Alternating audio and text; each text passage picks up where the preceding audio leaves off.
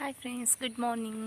ದಾದ ಗೊತ್ತನ ನಮ್ಮ ದೇವಸ್ಥಾನದ ಸತ್ಯನಾರಾಯಣ ಪೂಜೆ ಉಂಡು ಅಂಚೆತೆ ಪೋಂದುಲ್ಲ ರೇಷ ಆಲ್ರೆಡಿ ಪೋತಾಳೆ ಸಾರಿಸುತ್ತದೆ ನಾನು ಅಂಚ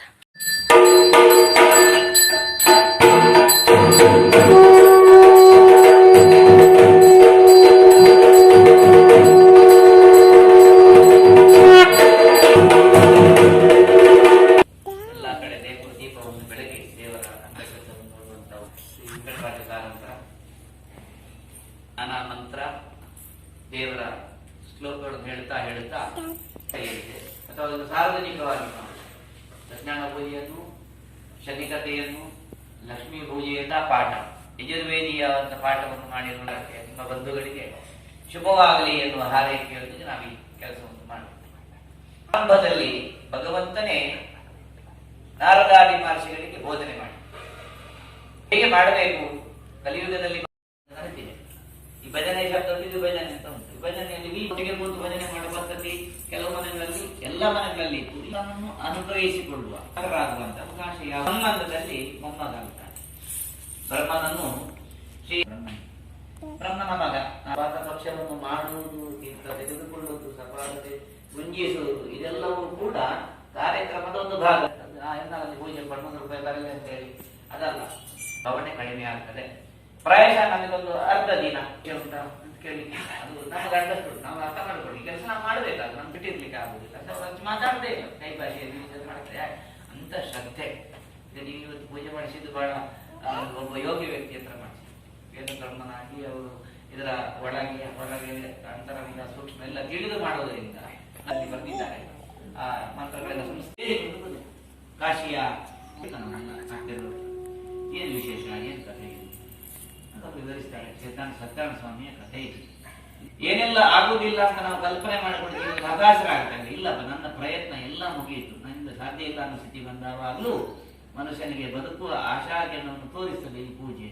ಮನಸ್ಸಿಗೆ ಧೈರ್ಯ ತುಂಬುತ್ತದೆ, ಕಠಿಣ ಸ್ಥಿತಿಯನ್ನು ಕೂಡ ಮೀರಿ ನಿಲ್ಲಬಲ್ಲಂತ ಶಕ್ತಿ. ಇವತ್ತು ಏನಾಗಿದೆ ಅಂತ ಕೇಳಿದ್ರೆ ನಮ್ಮ ಯುವಜನಾಂಗಕ್ಕೆ ಪರಿಸ್ಥಿತಿ ಎದುರು ಶಕ್ತಿ, ಒಂದು ಆತ್ಮಹತ್ಯೆ, ಇಲ್ಲವೇ ಕೆಟ್ಟ ಇತ್ಯಾದಿ ಅಂದ್ರೆ ಧೈರ್ಯ ಸಾಕಾಗ್ತದೆ. ಅಂತ ಧೈರ್ಯವನ್ನು ಧೀಶಕ್ತಿ, ನಾವು ಹಾಗೆ ಹೇಳ್ತೇವೆ, ಧಿಯೋ ಯುವನ ಪ್ರಚೋದಯ, ನಮ್ಮಲ್ಲಿರುವಂತಹ ಧೀಶಕ್ತಿ ಸ್ವಾಮಿ ಪೂಜೆ ತುಂಬಾ ಚೆನ್ನಾಗಿತ್ತು, ನಾನು ಏನಾದ್ರು ಮಾಡಬೇಕು ಅಂತ ಸಂಕಲ್ಪ ಮಾಡಿ ಬೆಳಗ್ಗೆ ಬೇಗನೆ ಹೇಳ್ತಾರೆ. ನಿಂದು ಮಡಿಯಾಗಿ ಮನೆಗೆ ದೀಕ್ಷಾನೆ ಹೋಗ್ತಾರೆ. ಹೋಗುವಾಗ ಎಲ್ಲರೂ ಬಾಚಿ ಕೊಟ್ಟು ಇವತ್ತು ಆಶ್ಚರ್ಯ ಆಯ್ತು, ಏನಪ್ಪ ವಿಶೇಷ, ಇಲ್ಲಿ ಬನ್ನಿ ಭಟ್ರೆ ನಮ್ಮಲ್ಲಿ ವಿಷಯದ ಬಳಿ ಇವತ್ತು ಒಳ್ಳೆ ದಿವಸ ಅಂತ ಹೇಳಿ ಎಲ್ಲರೂ ಕೊಟ್ಟಾಗ ಸಂಜೆಗೆ ಭಟ್ರ ಜೋಡಿದ್ರು ಗೊತ್ತಾಯ್ತು. ಮಾಡಲಿಲ್ಲ, ಯೋಚನೆ ಮಾಡಲಿಲ್ಲ, ನದಿ ಬದಿಗೆ ಹೋಗಿ, ಯಾಕಂದ್ರೆ ಅವರಿಗೆ ಮನೆ ಇರಲಿಲ್ಲ, ಹಾಗಾಗಿ ಇದ್ದವರ ಮನೆಯನ್ನು ಬೇಡಿ ತಂದದ್ದು. ಬಹಳ ಭಕ್ತಿ ಪುರಸ್ಕಾರವಾಗಿ ಶ್ರೀ ಸ್ವಾಮಿಯ ಪೂಜೆ ಮಾಡಿ ಪ್ರಸಾದ ಎಲ್ಲರಿಗೂ ಹಂಚಿತ್ತು. ಪ್ರಸಾದವನ್ನು ಹಾಗೆ ಇರ್ತಾರೆ, ಒಮ್ಮನೆ ಗಬಕ್ಕ ತಿನ್ನುವುದಲ್ಲ, ಯಾರಾದ್ರೂ ಇದ್ದಾರೆ ಆ ಥರ ನೋಡಿಕೊಂಡು ಹಂಚಿ ತಿನ್ಬೇಕು ಪ್ರಸಾದ, ಅದಕ್ಕೆ ರುಚಿ ಹೆಚ್ಚು. ಅದಕ್ಕೆ ನಾವು ಸಾಮೂಹಿಕವಾಗಿ ಪೂಜೆ ಮಾಡಿದವಾಗಲೂ ಹಾಗೆ ದೊಡ್ಡ ಪ್ರಮಾಣದಲ್ಲಿ ಎಲ್ಲರಿಗೂ ಸಿಕ್ಕುವ ಹಾಗೆ ಉತ್ಸವವನ್ನು ಮಾಡಿ ಪ್ರಸಾದವನ್ನು ಹಂಚಿ ಸಂತೋಷಪಟ್ಟರು ಭಟ್ರು. ಬಹಳ ಖುಷಿ. 4 ಜನ ಕೇಳ್ಕೊಂಡು ಬಂದು ಸತ್ಯನಾರಾಯಣ ಪೂಜೆ ಮಾಡಿದ್ದೇನೆ, ಅವರ ಸಮೃದ್ಧಿ ಜಾಸ್ತಿ ಆಗುತ್ತೆ, ಶುಭವಾಯಿತು. ನಂತರ ಅವರೇ ಭಿಕ್ಷೆಗಳನ್ನು ನಿಲ್ಲಿಸಿದ್ರು, ನನ್ನ ಪಾದವನ್ನು ಸೇರಿದ್ರು ಕಥೆ ಭಾಗ ನಮಗೆ ಸಿಗ್ತದೆ. ಅದರ ಸಂಕಲ್ಪ ಮಾಡ್ತಾರೆ, ಸತ್ಯನಾರಾಯಣ ಸ್ವಾಮಿ ಪೂಜೆ ಮಾಡುತ್ತಾರೆ ಅಂತ ಅವರು ನಿಶ್ಚಯ ಮಾಡಿದಲ್ಲಿಂದ ಅವರ ಜೀವನದಲ್ಲಿ ಯಶಸ್ಸು ಕಾಣಲಿಕ್ಕೆ ಪ್ರಾರಂಭವಾಯಿತು. ಪೂಜೆಯ ವಿಚಾರ ಪ್ರಚಾರ ಆಯಿತು. ಒಬ್ಬ ಕಟ್ಟಿಗೆ ಮಾಡುವ ದಿನ ಕಾಡಿಗೆ ಹೋಗಿ ಸೌದೆ ತಂದು ಊರಲ್ಲಿ ಮಾಡ್ತೀನಿ. ಕಟ್ಟಿಗೆ ಹೆಚ್ಚು ಖರ್ಚಾಗ್ತಿರಲಿಲ್ಲ, ತಲೆ ಹೊರ ತಂದು ಮುಗಿದೋದು. ಇವನಿಗೆ ಪೂಜೆಯ ಮಹತ್ವವನ್ನು ಒಂದು ಕಡೆ ನೋಡಿದ. ಪೂಜೆ ಬಗ್ಗೆ ಕೇಳಿ ಮಾರಿ ಎಲ್ಲ ಬದುಕುವುದು, ಸಂಸಾರ ಸಾಗಿಸಲಿಕ್ಕೆ ಕಷ್ಟ ಇದೆ, ಹಾಗೆ ಆಲೋಚನೆ ಮಾಡಿ ಇನ್ನು ಬದುಕು ಬೇಡ ಅಂತ ಅನ್ನೋ ಸ್ಥಿತಿಗೆ ತಲುಪಿರ್ತಾರೆ. ಇಷ್ಟು ಕಷ್ಟಪಟ್ಟರು ಕೂಡ ದೇವರಿಗೆ ಇಷ್ಟ ಆಗಲಿಲ್ಲ, ನಾನು ಯಾಕಪ್ಪ ಬದುಕಬೇಕು ಅಂತ ಆಲೋಚನೆ ಮಾಡಿ ದೇಹತ್ಯಾಗ ಮಾಡಬೇಕು ಅಂತ ಆಲೋಚನೆ ಮಾಡೋದು ಒಬ್ಬರು ತಿಳಿಸಿದ್ರು, ಮಾತಾಡಿಸಿದ್ರು. ಏನು ಭಯಂಕರ, ಹೀಗೆ ನಾನು ವೈರಾಗ್ಯದಲ್ಲಿದ್ದೇನೆ, ಇನ್ನು ನನಗೆ ಬದುಕು ಬೇಡ. 6 ಜನ ರಾಶಿ ಬಿದ್ದು ಕದ್ರವನ್ನು ನಮ್ಮ ಮನೆಗೆ ಇವತ್ತು ಕಟ್ಟಿಗೆ ಸ್ವಲ್ಪ ಕಾರ್ಯಕ್ರಮ ಎನ್ನುವಂತ ಕಥೆಯ ಭಾಗವನ್ನು ನಾವು ಕೇಳುತ್ತೇವೆ. ಎಲ್ಲಿವರೆಗೆ ಅಂದ್ರೆ ಎಜ್ಜಿನ ಕೈಯಲ್ಲಿ ಕಾಗೆ ಓಡಿಸುವುದಿಲ್ಲ ಅಂತ ಒಂದು ಮಾತು ಉಂಟಲ್ಲ, ಅಂದ್ರೆ ಕೈಯಲ್ಲಿ ಅನ್ನದ ಅಮಲು ಅಂಟಿದ್ರು ಅದು ಹಾರಿದ್ರೆ ಕಾಗೆ ಸಿಗ್ತದಲ್ಲ, ಹಾಗಾಗಿ ಅದು ಕೂಡ ನಷ್ಟ ಆಗಬಾರದು ಅಂತ ಹೇಳುವಂತ ಒಂದು ಜಿಪುಣಾಗ್ರೇಸರ ವರ್ತಕ. ತುಂಬಾ ಹಣ ಮಾಡಿದ್ದಾನೆ ಜೀವನದಲ್ಲಿ, ಬೇಕಾದಷ್ಟು ಸಂಪಾದಿಸಿದ್ದಾನೆ. ಹಾಗೆ ಇವನು ಒಂದು ಸಲ ವ್ಯಾಪಾರ ಮುಗಿಸಿ ದೋಣಿಯನ್ನು ತಂದು ನಿಲ್ಲಿಸಿ ದಡ ಸೇರುವಾಗ ತುಂಬ ಜನ ಸೇರಿದ್ದಾರೆ. ಅವನಿಗೆ ಮದುವೆ ಆಗಿದೆ, ಯಾವಾಗಲೂ ಮನಸ್ಸಲ್ಲಿ ಕಾಡ್ತಾ ಇತ್ತು. ಆಗ ಒಂದು ನಿಶ್ಚಯ ಮಾಡ್ತಾರೆ, ಕಥೆಯಲ್ಲಿ ಹೇಳಿದ್ದಾರೆ. ಅದೇ ಅದನ್ನೆಲ್ಲ ಕಥೆಯಲ್ಲಿ ಹೇಳಿ ಹಾಗೆ ಇವಾಗ ಸಂಕಲ್ಪ ಮಾಡ್ತಾನೆ. ಹಾಗಾದ್ರೆ ವೈದಿಕರು ಇಷ್ಟು ಹೇಳ್ತಾರೆ, ಬಹಳ ಸುಂದರವಾಗಿ ವರ್ಣಿಸಿದ್ದಾರೆ, ನಾನು ಒಂದು ಯಾಕೆ ಪ್ರಯತ್ನ ಮಾಡಬಾರ್ದು ಅಂತ ಆಲೋಚನೆ ಮನಸ್ಸಲ್ಲಿ ಯಾಕೆ ಇನ್ನೊಂದು ಮಾಡ್ತಾನೆ. ನನಗೆ ನನ್ನ ಪುತ್ರ ಸಂತಾನ ಆದರೆ, ಮಕ್ಕಳಾದರೆ ನಾನು ಖಂಡಿತ ಕಟ್ಟಿಸ್ತೇನೆ ಅಂತ ಮನೆಗೆ ಬರ್ತಾನೆ. ಭಾರಿ ಸಂತೋಷದಲ್ಲಿದ್ದಾನೆ. ಬಂದು ತಂದ ಲಾಭವನ್ನೆಲ್ಲ ಕೊಂಡೋಗಿ ಒಂದು ಕೋಣೆಯಲ್ಲಿ ರಾಶಿ ಆಗ್ತಾನೆ. ಹೆಂಡತಿಯನ್ನು ಕರೆಸಿ, ನಾನು ನನಗೆ ಒಳ್ಳೆದಾಗಬೇಕು. ಆಗ ಅಕ್ಕಪಕ್ಕದ ಅದೇ ಪ್ರಶ್ನೆ ಕೇಳುವುದು, ಏನು ಎಷ್ಟಾಯ್ತು, ಸ್ನಾನ ಮಾಡಿ ಎಷ್ಟು ದಿವಸ ಆಯ್ತು, ಏನು ಕತೆ ಈಗೆಲ್ಲ ವಿಚಾರಿಸ್ತಾರೆ. ಏನು ಉತ್ತರ ಕೊಡಬೇಕು ಅಂತ ನಾನು ಪ್ರಾರಂಭ ಮಾಡ್ತಾಳೆ. ಹೇಳ್ತಾನೆ, ಸಾಧು ಅಂತ ಅವನ ಹೆಸರು, ಸಾಧು ಅರ್ಥಕ, ನೀನು ಬೇಸರ ಮಾಡಬೇಡ, ಈ ಸಲ ಒಂದು ಉಪಾಯ ಉಂಟು. ಹೀಗೀಗೆ ಇಬ್ಬರು ಒಟ್ಟಿಗೆ ದೇವರ ಮನೆಗೆ ಬರ್ತಾರೆ, ಸಂಕಲ್ಪ ಮಾಡ್ತಾರೆ. ನಮಗೇನಾದ್ರೂ ಮಗುವಾದ್ರು ನಾವು ಖಂಡಿತ ಸತ್ಯನಾರಾಯಣ ಪೂಜೆ ಮಾಡಿಸ್ತೇವೆ ಅಂತ ದೇವರಿಗೆ ಪ್ರಾರ್ಥನೆ ಕೇಳಿತು. ವೈದಿಕ ಈ ರೀತಿಯಲ್ಲಿ ಅದು ಖರ್ಚು ಮಾಡ್ತಾನಲ್ಲ ಅಂತ ಆಲೋಚನೆ ಮಾಡಿ ಪೂಜೆಯಾಗಿದ್ದೇನೆ ಅಂತ ಬಹಳ ಸಂತೋಷ ಆಯ್ತು ಅವನಿಗೆ. ಇನ್ನು ಸ್ವಲ್ಪ ಸಂಸಾರ ಬೆಳೀತದೆ, ವ್ಯಾಪಾರ ಹೆಚ್ಚು ಮಾಡಬೇಕು ಎಲ್ಲ ಹಾಗೆ ಆಲೋಚನೆ ಮಾಡ್ತಾರೆ ವೈದಿಕ. ಆ ನಂತರ ಒಂದು ಶುಭ ದಿವಸದಲ್ಲಿ ಲೀಲಾವತಿ ಒಂದು ಹೆಣ್ಣು ಮಗುವನ್ನು ಹೇಳ್ತಾಳೆ. ಬಹಳ ಸುಂದರವಾದ ಮುದ್ದಾದ ಮಗು. ಇವರ ಆಶೋತ್ತರಗಳನ್ನೆಲ್ಲ ಈಡೇರಿಸಬಲ್ಲಂತ ಒಂದು ಶಕ್ತಿಯನ್ನು ದೇವರು ಕೊಟ್ಟಿದ್ದಾನೆ ಅಂತ ಬಹಳ ಸಂತೋಷ ಆಯಿತು. ಬಹಳ ಖುಷಿಯಲ್ಲಿ ಇನ್ನು ಹೆಣ್ಣು ಮಗು ಆಯ್ತಲ್ಲ, ಅದನ್ನು ಜಾಸ್ತಿ ಸಂಪಾದನೆ ಮಾಡಬೇಕು, ಇನ್ನು ಮಗುವಿನ ಹೆಸರು ದುಡ್ಡು ಕೂಡಿ ಇಡಬೇಕು, ಮದುವೆ ಖರ್ಚಿನದೆಲ್ಲ ಮುಂದೆ ಲೆಕ್ಕ ಹಾಕ್ತಾನೆ. ಹಾಗೆ ಹೆಂಡತಿ ಹತ್ರ ಹೇಳಿ ಹೊರಡ್ತಾನೆ. ನಾನು ಈ ಸಲ ಸ್ವಲ್ಪ ಲೇಟ್ ಆಗ್ಬೋದು, ವ್ಯಾಪಾರ ಮುಗಿಸಿ ಬರುವಾಗ. ಅವಳು ನೆನಪು ಮಾಡ್ತಾಳೆ, ಇದು ನಾವು ಪೂಜೆ ಮಾಡುವ ಈ ಸಲ ಹೆಚ್ಚು ಲಾಭ ಬರಲಿ ಈಗ ಮಾಡೋದು ಅಂತ ನಿಶ್ಚಯ ಮಾಡ್ತಾನೆ. ಹೆಂಡತಿ ಹೋದ ಮನೆಗೆ ಹೋಗ್ತಾನೆ.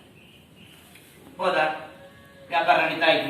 ಹೀಗೆ ಬೆಳೀತಾ ಹೋದ ಹಾಗೆ ಮಗು ಒಳ್ಳೆ ಹುಣ್ಣಿಮೆ ಚಂದ್ರನ ಹಾಗೆ ಬೆಳೀತಾ ದಿನಕ್ಕೆ ಬೆಳ್ಕೊಂಡು ಬಂದ ಮಗುವಿಗೆ ಮದುವೆ ಪ್ರಾಯ. ಇವಳು ವರ್ಷವೂ ನೆನಪು ಮಾಡ್ತಾಳೆ. ಮಗು ಲೆಕ್ಕದಲ್ಲಿ ಪೂಜೆ ಹೇಳಿದ್ದೇವೆ. ನೀವು ಹೇಳ್ತಾರೆ, ಹಾಕುವ, ಮಾಡುವ, ಇನ್ನೊಂದು ಸರ್ತಿ ಮಾಡುವ ಲೆಕ್ಕಾಚಾರ ಮಾಡ್ತಾ ಇದ್ದ. ವರ್ಷ 16 ಹತ್ರ ಆಯ್ತು. ಇನ್ನೇನು ಮಾಡುದು, ಮಗಳಿಗೆ ಮದುವೆ ಮಾಡ್ಬೇಕಲ್ಲ, ಪ್ರಾಯಕ್ಕೆ ಬಂದು ಮಗಳನ್ನು ಇಟ್ಕೊಂಡು ಬರೋದಿಲ್ಲ. ಆಲೋಚನೆ ಮಾಡ್ತಾನೆ. ಇವಳು ಆವಾಗಲೂ ಹೇಳ್ತಾಳೆ ಹೆಂಡತಿ ಸಕಾಲಕ್ಕೆ, ಯಾಕಂದ್ರೆ ಹೆಂಡತಿಯನ್ನು ಮಂತ್ರಿಣಿ ಅಂತ ಕರೀತಾರೆ. ಸಕಾಲಕ್ಕೆ ಗಂಡನಿಗೆ ಮರೆತರೆ ಅಥವಾ ಕೆಲವೊಂದು ಶಿಶುವಿನ ಕಾಲದಲ್ಲೇ ಮಾಡಬೇಕಾದದ್ದು, ಪ್ರಸವಾದ ಮೇಲಾದ್ರೂ ಮಾಡಲಿಲ್ಲ. ವರ್ಷ ಇವಳು ನೆನಪು ಮಾಡಿದ್ರು ಮಾಡಲಿಲ್ಲ. ಆಯ್ತಾ, ಆ ಬರ್ತದೆ ಎಲ್ಲ ಮಟ್ಟ ಖರ್ಚು ಮಾಡಲಿಲ್ಲ. ಬಹಳ ಜೀವನ ಮತ್ತೆ ಲೆಕ್ಕ ಹಾಕ್ತಾನೆ. ಹೆಣ್ಣು ಮಗುವ ಏನು ಖರ್ಚು ಮಾಡ್ಲಿಕ್ಕಿಲ್ಲ. ಮೊದಲಿಗಿಂತ ಪುನಃ ಜೀವನದಲ್ಲಿ ಮನೆಯಲ್ಲಿ ಪುನಃ ಕಂಟ್ರೋಲ್ ಆಯ್ತು, ಫುಡ್ ಕಂಟ್ರೋಲ್ ಮಾಡಿ ತಿನ್ಲಿಕ್ಕೆ ಡಾಕ್ಟರ್ ಬಿಡಲಿಲ್ಲ. ನಾವು ತಿಂತೇವೆ, ಡಾಕ್ಟರ್ಗೆ ಆಗುದಿಲ್ಲ, ನಮಗಾಗ್ತದೆ. ಆಗಿದ್ದ ಪರಿಸ್ಥಿತಿ ಬಂದಿದೆ. ಹಾಗೆ ಒಂದು ಸ್ಥಿತಿ ಆದದ್ದು. ಹಾಗೆ ಏನ್ ಮಾಡುದು ಯಾವಾಗಲೂ ಮುಂದೆ ಆಗ್ತಾ ಬರ್ತಾ ಅವನ ಒಳಗೆ ಗುಟ್ಟಲ್ಲೇ ಮಾತಾಡಿಸಿ ಎಲ್ಲ ಆಗಿ ಇವಳು ಹೇಳ್ತಾಳೆ, ತಾಯಿ ಮಗಳಿಗೊಂದು ಮಾತು ಕೇಳಲಿಕ್ಕೆ ಏನಿಲ್ಲ. ಮಗಳನ್ನು ಅಳಿಯನನ್ನು ಮನೇಲಿ ಇಟ್ಟುಕೊಡು. ನನ್ನ ವ್ಯಾಪಾರ ಒಂದು ಜನ ಇಲ್ಲ, ಹುಡುಗಿಯಲ್ಲ. ಹಾಗಾಗಿ ಅಳಿಯನ ಮಾಡಿ ವ್ಯಾಪಾರಕ್ಕೆ ಇರಲಿ ಅಂತ ಬಹಳ ದೊಡ್ಡ ಲೆಕ್ಕಾಚಾರ ಹಾಕ್ತಾನೆ. ಈ ತುಂಬಾ ದುಡ್ಡಿದ್ದವ್ರು ಹಾಗೆ ಲೆಕ್ಕಾಚಾರ ಎಷ್ಟು ಸುಲಭ ಆಗ್ತದೆ ಅಂತ ಅರ್ಥನ ಮಾಡು. ಹಾಗೆ ಅಳಿಯ ಬಂದ್ರೆ ವ್ಯಾಪಾರ ಮುಂದೆ 5 ಜನ ಆಯ್ತು. ರತ್ನಬಡಿ ವ್ಯಾಪಾರ ಮುಂದೆ ಹೋಗ್ತದೆ. ಅವನೊಟ್ಟಿಗೆ ವ್ಯಾಪಾರ ಎಲ್ಲ ಆಯ್ತು, ಪೂಜೆ ಆಗಲಿಲ್ಲ. ಇಷ್ಟ ಆಗಿ ಆಯ್ತು. ಅಳಿಯ ವ್ಯಾಪಾರ ಕೇಳಿದ್ರು ನಾಳೆ ಎಂಬುವರ ಮನೆ ಹಾಳು ಅಂತ ಈಗ ಗೊತ್ತಾಯ್ತು. ವಿನಾಯಕವಾಗಿ ಸಿಕ್ಕಿದ್ದ, ಅಲ್ಲಿ ಸಿಕ್ಕಿದ್ರು ಇಲ್ಲಿ ಗೊತ್ತಾಗ್ತದೆ. ಇಲ್ಲಪ್ಪ ನಮಗೆಲ್ಲ ಗೊತ್ತಿಲ್ಲ ಅಂತ ನೋಡುವಾಗ ಬಿಡಿಸೋದು ಅರಮನೆಗೆ ಸಂಬಂಧಪಟ್ಟು ವಸ್ತುಗಳು ಯಾರು ಕಳ್ಳರು ಎತ್ತಿಕೊಂಡು ಹೋಗುವಾಗ ಅಟ್ಟಿಸ್ಕೊಂಡು ಬಂದು ಅವರು ಬಿಸಾಡಿ ಹೋಗಿದ್ದಾರೆ. ಆದ್ರೆ ಧರ್ಮಕ್ಕೆ ಇವರು ಕಳ್ಳರ, ಯಾಕೆ ಆ ದೃಶ್ಯದಲ್ಲೂ ಹಾಗಿಲ್ಲ. ಇವರು ಕಳ್ಳರಲ್ಲದೇ ಇದ್ದು ಅಲ್ಲಿ ರಿಟೈರ್ಡ್ ಆಗಿ ಸಿಕ್ಕಿದ್ದ ಕಾರಣ ಏನು ಮಾಡುವ ಹಾಗಿಲ್ಲ. ಇವರ ಬಂಗಾರವು ಹೋಯ್ತು, ಅರಮನೆಯ ಬಂಗಾರ ಒಟ್ಟಿಗೆ ತಗೊಂಡು ಹೊಯ್ಲಿ ತೋರ್ಕೊಂಡು ಹೋಗಿದ್ರು. ಇವರನ್ನು ಸೆರೆಮನೆಯಲ್ಲಿ ಹಾಕಿ ಅಳಿಯ ಮಾಮ ಸೆರೆಗೆ ಕೊಡೋದು ಆಗ್ತಾ ಇದ್ದಾರೆ. ಯಾಕೆ ಇಂಥ ಕಟ್ಟಡ ಬಂದು ಬದುಕಲೇ ಇಲ್ಲ. ಹೊಸದಾಗಿ ಎದುರಾದಂತಹ ಪರಿಸ್ಥಿತಿ ಪ್ರಸಂಗ ಏನ್ ಮಾಡುವುದು ಗೊತ್ತಿಲ್ಲದೆ ಅಯ್ಯೋ ದೇವರೇ ಅಂತ ಕೊಟ್ಟು ಹಾಕಿ ಶುರು ಮಾಡಿ ಅದು ಬಿಡುಗಡೆ ಆಗುತ್ತೆ. ಎಲ್ಲ ಹೋಯ್ತು. ಬರೇ ತಾಯಿ ಮಗಳು ಇದ್ದ ಮನೆ ಒಂದು ಏನ್ ಮಾಡುದು. ಮತ್ತೆ ಊಟಕ್ಕೆ ನಾನು ನಿರ್ಮಾಣ ಆಯ್ತು ಇಲ್ಲ, ಇಂಥದ್ದು ಕೂಡಿಟ್ಟದ್ದು ಕರಗಿ ಹೋಯ್ತು. ಹುಂಡಿ ಹಣ ಇಲ್ಲ, ಮತ್ತೇನ್ ಮಾಡುದು. ಕಳೆದುಕೊಂಡು ಗುಡಿದಲ್ಲಿ ಸ್ವಲ್ಪ ದಿವಸ ಬದುಕಿರು, ದಾರಿ ಇಲ್ಲ ಅನ್ನುವಾಗ ಮನೆ ಸಾಕೋದು ಹೇಗೆ. ಇವಾಗ ಕೂಡ ಹೆಣ್ಮಗು ಆಗ ಮಗಳು ಹೇಳ್ತಾಳ ಅಮ್ಮನ ಹತ್ರ, ನಾನು 4 ಮನೆ ಕೆಲಸ ಕೊಡ್ತೇನೆ. ಬೇಡ ಮಗ, ನಿನ್ನನ್ನು ನಾನು ಸಾಕಬೇಕಾದ ಪ್ರಾಯ. ನೀನು ಈಗ ಅದು ಕೂಡ ಹೊಸ ಮದುವೆಯಾದ ಹುಡುಗಿ, ನಿನಗೆಲ್ಲ ಇನ್ನೊಬ್ಬರ ಮನೆಗೆ ಕೆಲಸ ಮಾಡೋದು ಇಲ್ಲ, ಸಮಾಧಾನ ಮಾಡ್ತಾನೆ. ನೀನು ಸರಿ, ನಿನಗೊಬ್ಬ ಗಂಡು ಮಗ ಈಗ ಇದೇ ಕೆಲಸ ಮಾಡ್ತಿರ್ಲಿಲ್ವಾ, ಮನೆ ನೋಡ್ಕೊಳ್ತಾನೆ, ನನಗೆ ಆಧಾರ ಆಗ್ಬೇಕಲ್ಲ, ನಾನು ಮಾಡ್ತೇನೆ ಆ ಕೆಲಸ ಅಂತ ಆಲೋಚನೆ ಮಾಡಿ ಮಗಳು ಮನೆ ಕೆಲಸಕ್ಕೆ ಸೇರ್ತಾಳೆ. ಜನ ಹೋಗಿ ಬರ್ತಾ ಇದ್ದಾಳೆ ಒಂದು ನಿಂತು ನೋಡುವಾಗ ಸ್ವಾಮಿ ಪೂಜೆ ಆಗ್ತಾನೆ. ಭಕ್ತಿಯಿಂದ ಕೈ ಮುಗಿ ಎಲ್ಲರೂ ನಿಂತು ಪ್ರಸಾದ ಕೊಟ್ಟು ಬಂದು ಅವರಿವತ್ತನ್ನೆಲ್ಲ ಕೇಳ್ತಾಳೆ, ಎಂತ ವಿಶೇಷ ಏನು ಈ ಪೂಜೆ ಮಹತ್ವ ಏನು? ಅವ್ರು ಹೇಳ್ತಾರೆ, ಜೀವನದಲ್ಲಿ ಏನೆಲ್ಲ ಆಗಬೇಕೋ ನಾವು ಏನು ಸಂಕಲ್ಪ ಮಾಡಿದ್ದೇವೆ ಅದೆಲ್ಲ ಕೈಗೂಡುವಂತ ಒಂದು ವಿಶೇಷ ಪೂಜೆ ಇತ್ತು.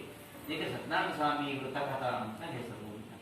ವೃತ ಸತ್ಯನಾರಾಯಣ ಪೂಜೆ ಅಂತಂದ್ರೆ ಬರೇ ಪೂಜೆ ಆಗ್ತಲ್ಲ, ನಮ್ಗೆ ವೃತ ಬೇಕು. ನಾನು ಆರಂಭದಲ್ಲಿ ಹೇಳಿದಾಗ ನಮ್ಗೆ ಶ್ರದ್ಧೆ ವೃತ ಅಂದ್ರೆ ಬಹಳ ನಿಘಂಟ, ಅನೇಕ ಅನುಕೂಲ ಆಗ್ತದೆ, ವ್ಯಾಪಾರ ಅಭಿವೃದ್ಧಿ ಶ್ರೇಯಸ್ಸಾಗ್ತದೆ, ಮನೆಯಲ್ಲಿ ಮಕ್ಕಳು ಮನೆಗಳು ಕುಣಿತಾರೆ, ಸಮೃದ್ಧ ಮತ್ತು ಸಾರ್ಥಕ ಮನೆ ಅದಾಗ್ತದೆ ಅಂತ ಹೇಳಿ ಮೊದಲೇ ಮನಸ್ಸಿಗೆ ನೊಂದಿದೆ.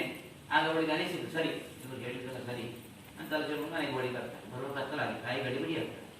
ಪ್ರಾಯದ ಮಗಳು ಎಲ್ಲಿ ಹೋದ್ಲು ಕತ್ತಲಾಗಿ ಕಾಣುದಿಲ್ಲ ಅಂತ ಇವಳು ಆನೆ ಬಾಗಿಲ ಇಟ್ಕೊಂಡಾಳೆ.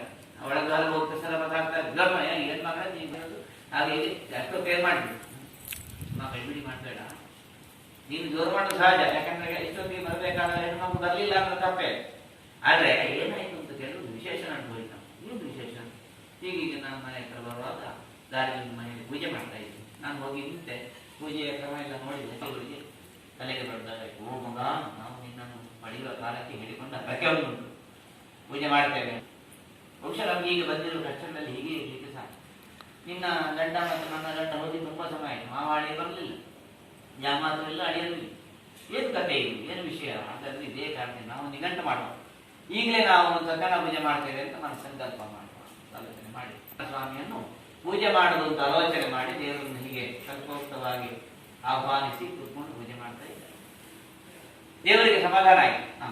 ಪೂಜೆ ನನಗೆ ಸಲ್ಲಬೇಕಾದದ್ದು ಏನುಂಟು, ತಾಯಿ ಮಗಳು ಸೇರಿಕೊಂಡಾದ್ರು ಮಾಡ್ತಾರಲ್ಲ ಅಂತ ಅನುಗ್ರಹ ರೀತಿಯನ್ನು ದೇವರು ತಿಳಿಸಿ. ಅದು ಯಾವಲ್ಲ, ದೇವರ ಹತ್ರ ನಾವು 10 ಹೆಜ್ಜೆ ಹೋದ್ರೆ ಸಾಕು, ಅವ್ರು 100 ಹೆಜ್ಜೆ ಬರ್ತಾನೆ.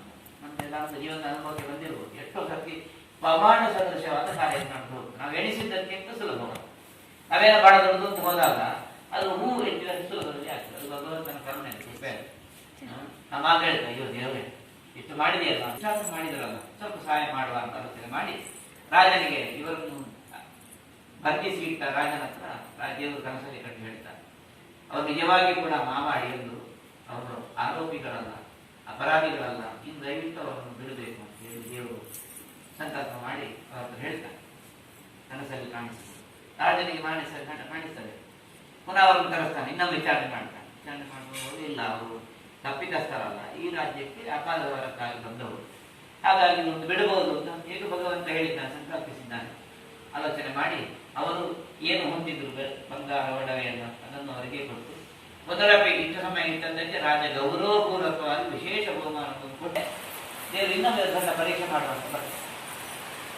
ನೋಡಿ ಹೇಳಿದ ಕೂಡಲೇ ಅವ್ರು ಕೇಳ್ತಾರೆ, ದಕ್ಷಿಣ ಬಡ ಬ್ರಾಹ್ಮಣ ಬಂದು ಬರ್ತಾರೆ, ಇಲ್ಲ ಏನು ನೀವು ಎಲ್ಲಿಂದ ಬರ್ತಾ ಇದ್ದೀವಿ, ನಾವು ಯಾವ ಮನೆಗೆ ಬರ್ತಾ ಇದ್ದೀವಿ, ಒಳ್ಳೆಯದು, ಇದರಲ್ಲಿ ಏನು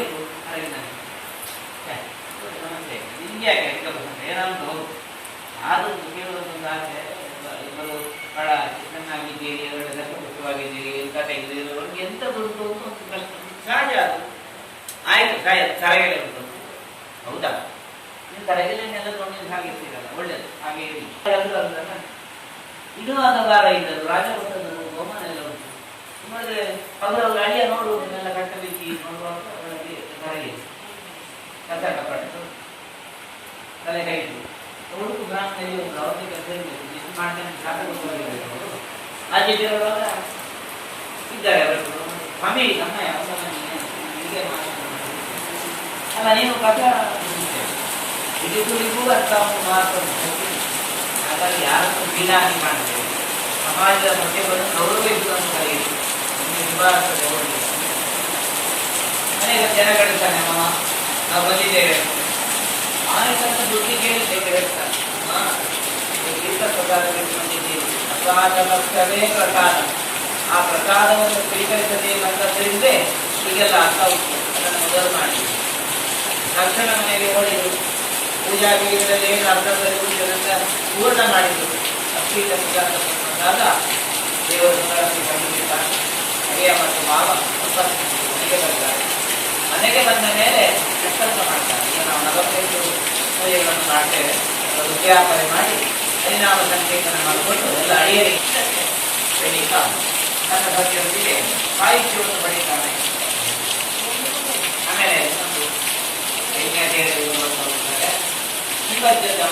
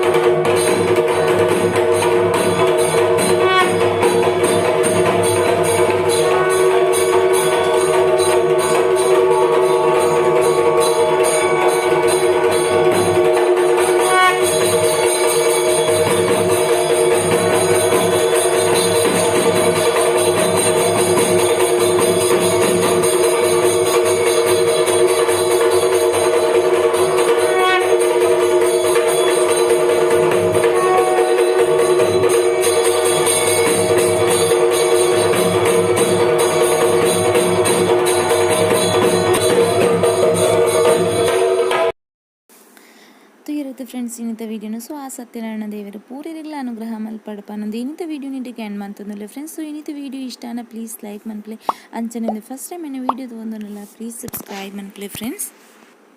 ಬಾಯ್ bye, thank you for watching.